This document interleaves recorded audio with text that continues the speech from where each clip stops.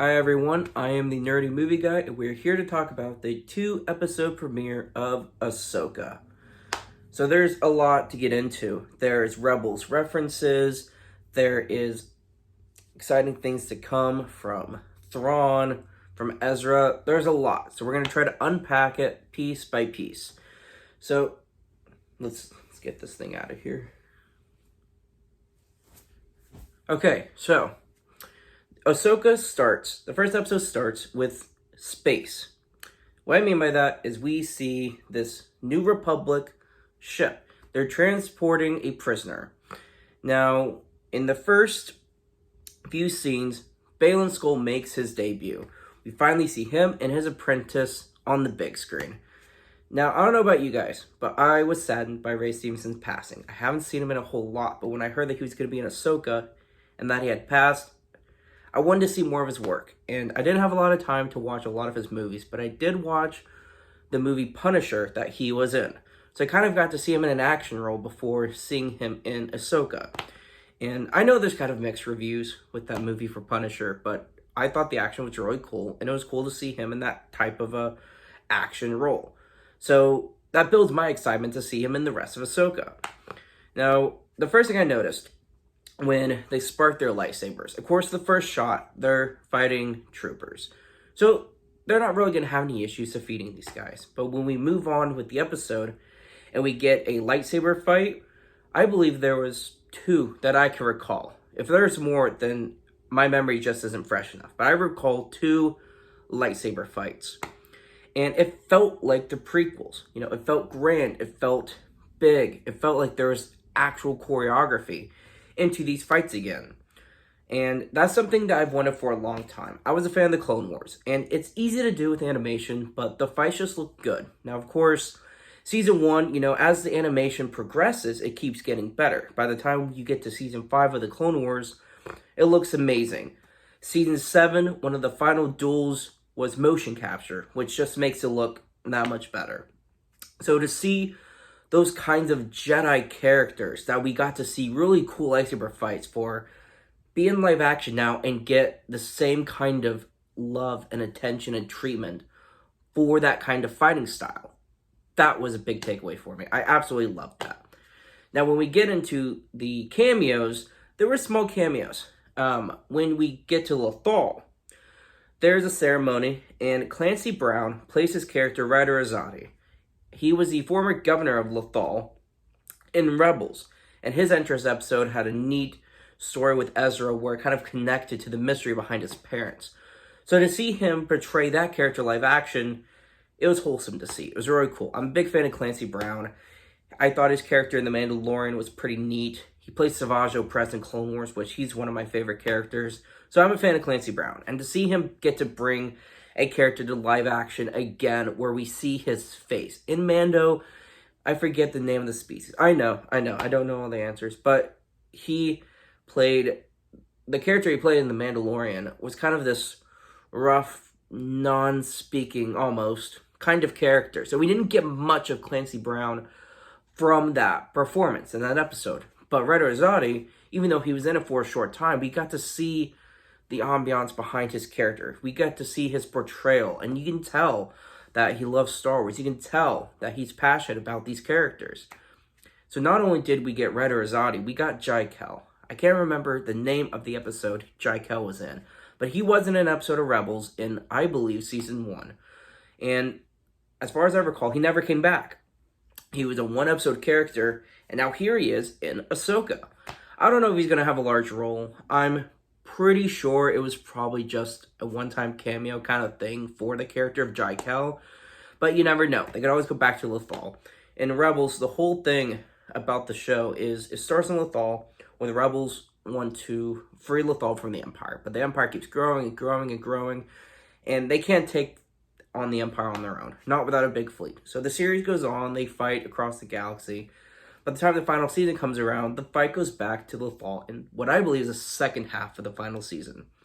And as we know, Ezra, that was his final stand, is on Lothal. So it all came back to Lothal. Now, in Ahsoka, I don't know if Lothal will be the planet in the finale or not, but It's very likely, I think. Now, as we progress more and more through the episodes, we get to learn more about Sabine. Now, we haven't seen these characters in years from Rebels. Ahsoka, of course, has been in The Mandalorian and an episode of the Book of Boba Fett. So we've kind of seen a little bit about her, but not the Rebels characters. Hera Syndulla, to my knowledge, besides maybe a book or two, she was in the video game Star Wars Squadrons. But she hasn't been in any TV show or movies since Rebels. Now, you guys probably have better research than I have. I don't know if the ghost showing up in The Rise of Skywalker is meant to be piloted by Hera Syndulla or not. I'm not sure. I don't know if that was for cameo's sake or if the ghost crew really was meant to be in that final fight. Of course, before Mando lost the Razor Crest was also seen in The Rise of Skywalker. Now, I know for Star Wars, plenty of ships could have multiple variations of them. A lot of ships are just models, so just because we see a certain ship, like Razor Crest and the Ghost of Rise of Skywalker, doesn't mean it's Mando and Hera Syndulla. But that's what the fans interpret. That's what I interpreted from seeing those ships in that fight.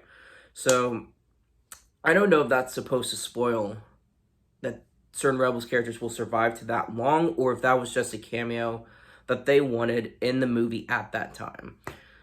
But back to Ahsoka, when we get more of Sabine, we kind of feel like we get this friction between Sabine and Ahsoka, and we don't really know why.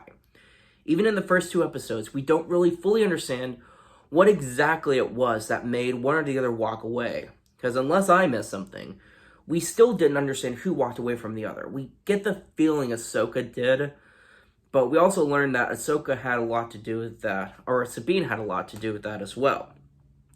So I look forward to seeing more of that story, to see if that conflict maybe has something to do with Ezra, maybe it has something to do with Sabine or Ahsoka, one of them wanting to be a rebel and the other didn't.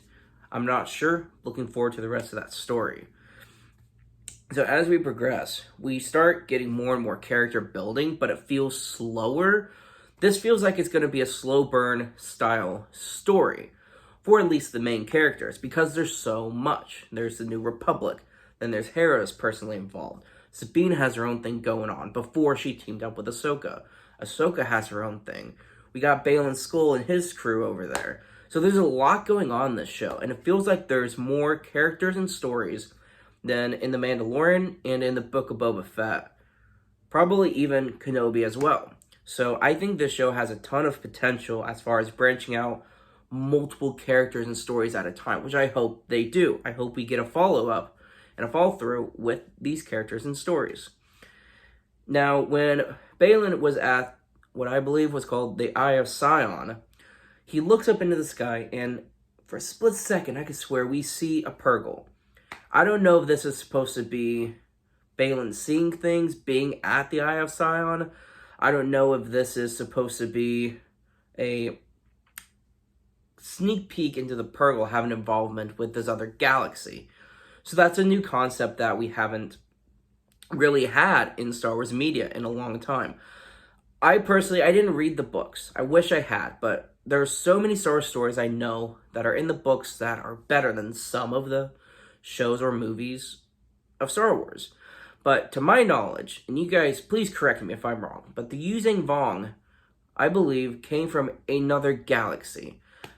I don't know how it was specified or how it was explained, but that's all I know. I know they came from another galaxy. And now, as far as I'm concerned, we haven't heard of any other galaxies in Star Wars until now, until in Ahsoka.